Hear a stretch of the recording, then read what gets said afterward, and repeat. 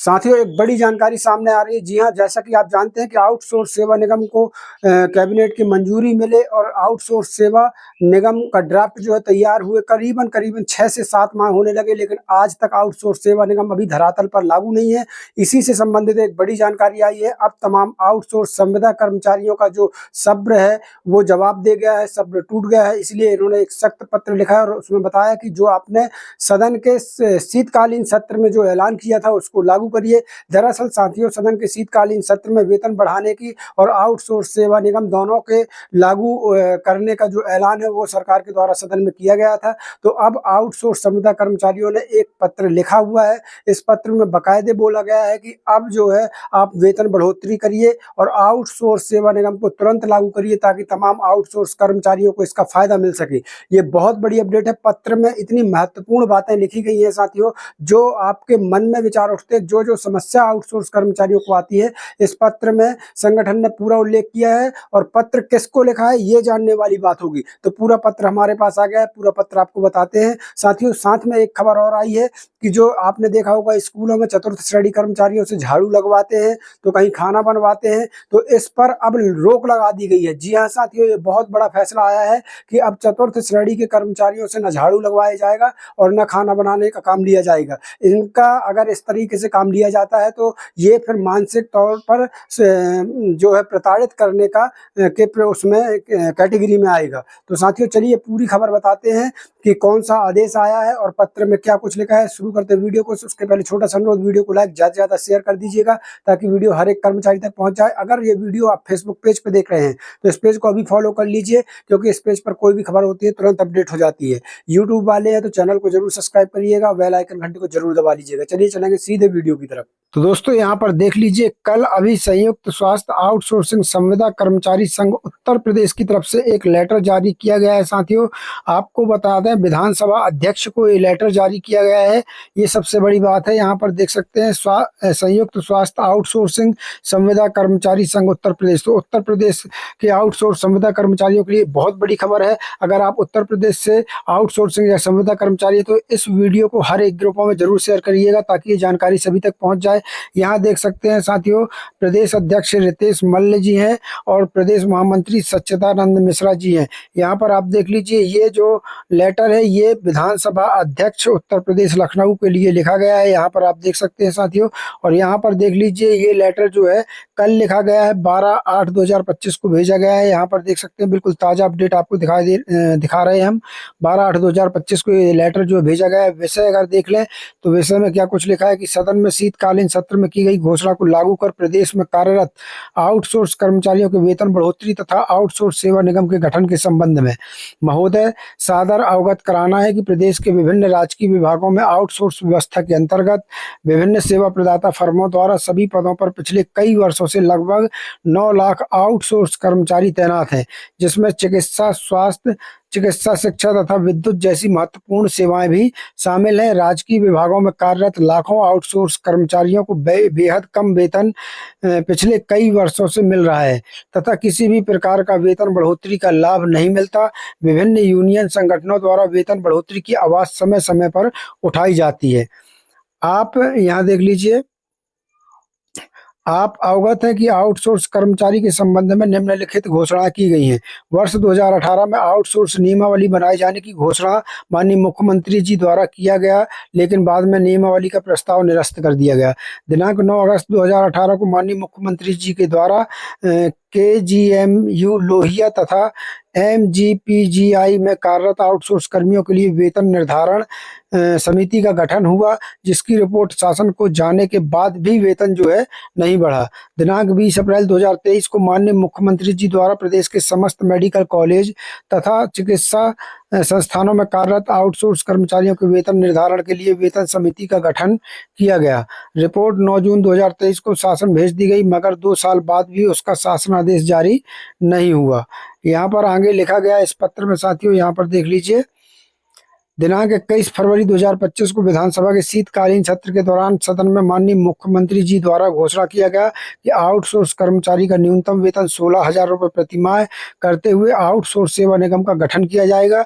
मगर 6 माह बीत जाने के बाद भी कर्मचारियों का वेतन बढ़ोतरी नहीं हुई। आगे क्या कुछ लिखा है इस लेटर में वो देख लीजिए।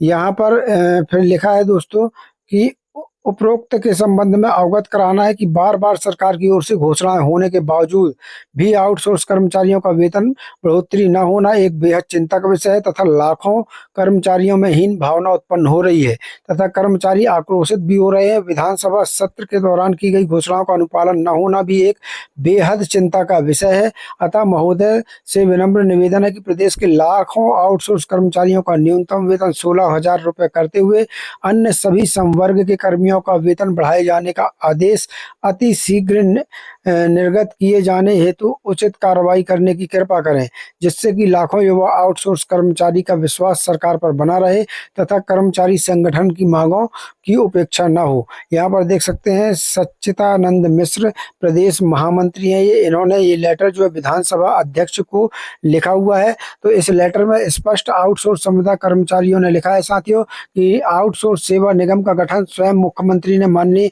विधानसभा में किया था, सदन में किया था। उसके बावजूद भी अभी तक आउटसोर्स सेवा निगम जो है धरातल पर लागू नहीं किया गया, जबकि इसको बीते हुए 6 माह हो गए जब आउटसोर्स सेवा निगम की घोषणा माननीय मुख्यमंत्री जी के द्वारा विधानसभा में की गई थी। और साथ में कई बार वेतन वृद्धि की बात विधानसभा सदन में कहने के बाद भी सरकार जो है अभी तक वेतन वृद्धि नहीं कर पाई है। इन तमाम मांगों को लेकर जो है विधानसभा अध्यक्ष को जो है उत्तर प्रदेश संयुक्त स्वास्थ्य आउटसोर्सिंग संविदा कर्मचारी संघ ने एक लेटर लिखा, जो कि अभी कल लिखा हुआ है। ये लेटर आज हम आपको ताज़ा अपडेट बता रहे हैं। अगर आप ये लेटर डाउनलोड करना चाहते हैं तो हमारे टेलीग्राम चैनल और व्हाट्सएप ग्रुप चैनल में डले हुए हैं, दोनों के लिंक वीडियो को डिस्क्रिप्शन में जाकर वहां से आप तुरंत इसको डाउनलोड कर सकते हैं। एक दूसरी खबर जो मैंने आपको बोला था वो आ रही है। यहाँ पर देख लीजिए, चतुर्थ श्रेणी से झाड़ू लगाने पर रोक, ये बड़ी खबर आ रही है साथियों। जो चतुर्थ श्रेणी के कर्मचारी हैं उनसे अब झाड़ू नहीं लगवाई जा सकेगी। राजकीय, यहाँ देख लीजिए, अलीगढ़ राजकीय एडेड माध्यमिक विद्यालयों में चतुर्थ श्रेणी कर्मियों से कमरों में झाड़ू लगाने फावड़ा से मिट्टी की खुदाई, मकान निर्माण में बालू मिट्टी व ईंट की ढुलाई, शौचालय सफाई आदि कार्य नहीं कराए जाएंगे। प्रधानाचार्य के आवास में काम नहीं करेंगे। इसके लिए DIOS डॉक्टर पूरन सिंह ने प्रधानाचार्यों को निर्देश जारी किए हैं। इतनी पाबंदियों के बाद प्रधानाचार्य हैरान है कि चतुर्थ श्रेणी कर्मचारियों से क्या कार्य कराया जाएगा। अब यानी प्रधानाचार्य यहाँ हैरान है कि चतुर्थ श्रेणी के कर्मचारियों से आखिर काम क्या करा सकते हैं। तो यहाँ पर देख लीजिए, DIOS की ओर से यहाँ पर आप देख सकते हैं DIOS की ओर से राजकीय व एडेड कॉलेजों के प्रधानाचार्यों को जारी चतुर्थ श्रेणी कर्मचारियों के कार्य संबंधी निर्देश जारी किए गए हैं। DIOS ने पत्र में कहा कि प्रधानाचार्य द्वारा आवास में खाना बनवाने तक का काम कराया जा रहा है। कहा कि आपत्ति जताने पर उन्हें निलंबित करने व वेतन रोकने की चेतावनी दी जाती है। इस तरह के कार्य कराना चतुर्थ श्रेणी कर्मचारियों का मानसिक रूप से शोषण करना व उनके मौलिक अधिकारों का हनन करना है। यहाँ पर आगे लिखा है, यहाँ पर देख लीजिए साथियों कि हनन करना है। यह इंटरमीडिएट शिक्षा अधिनियम 1921 व चतुर्थ श्रेणी कर्मचारी सेवा नियमावली के विपरीत है। अतः चतुर्थ श्रेणी कर्मचारियों से शासकीय कार्य ही लिए जाएं। किसी भी चतुर्थ श्रेणी कर्मचारियों को आवास से संबंध न किया जाए।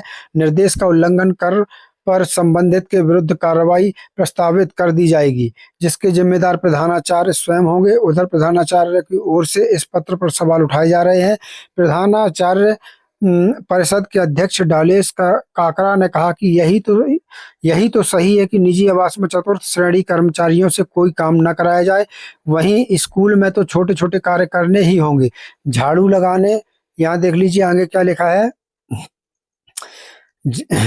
यहाँ देख सकते हैं, झाड़ू लगाने का कार्य स्वीपर करता है तो चौकीदार, यहाँ देख लीजिए, झाड़ू लगाने का कार्य स्वीपर करता है तो चौकीदार का अपना काम है, चपरासी की अपनी जिम्मेदारी है। यहाँ DIOS की ओर से लिए गए निर्णय से प्रधानाचार्य हैरान है, जहां पर स्पष्ट आदेश जो है अब DIOS ने जारी कर दिए हैं। DIOS ने स्पष्ट निर्देश जारी किए हैं कि चतुर्थ श्रेणी के किसी भी कर्मचारी से आप प्रधानाचार्य जो कॉलेजों के होते हैं वो आवास का काम नहीं करवा सकते हैं। तो इस कटिंग को आप जो है अपने पास रख सकते हैं ताकि भविष्य में आपके काम आए। कोई भी जो अधिकारी है आपसे आवास में झाड़ू लगवाने, बालू खोदने या उनके पर्सनल काम जैसे कार्य न करवा पाए, इसके लिए आपको ये कटिंग रख लेना चाहिए। ये कटिंग हमने अपने Telegram channel, WhatsApp group channel में डाल दी है, वहाँ से आप डाउनलोड कर सकते हैं। ये बहुत अच्छा आदेश है चतुर्थ श्रेणी कर्मचारियों के लिए कि अब वो उनको किसी भी अधिकारी के आवास पर जाकर काम नहीं करना होगा, वो सिर्फ सरकारी काम ही करवाएंगे, सरकारी भवनों में ही कार्य करेंगे। ये साथियों बड़ा आदेश आया था, तो ये जानकारी, दोनों जानकारी बहुत महत्वपूर्ण थी जो हमने आपको बताई। मिलते हैं अगली वीडियो में नई जानकारी के साथ, तब तक के लिए धन्यवाद। जय भारत, जय हिंद।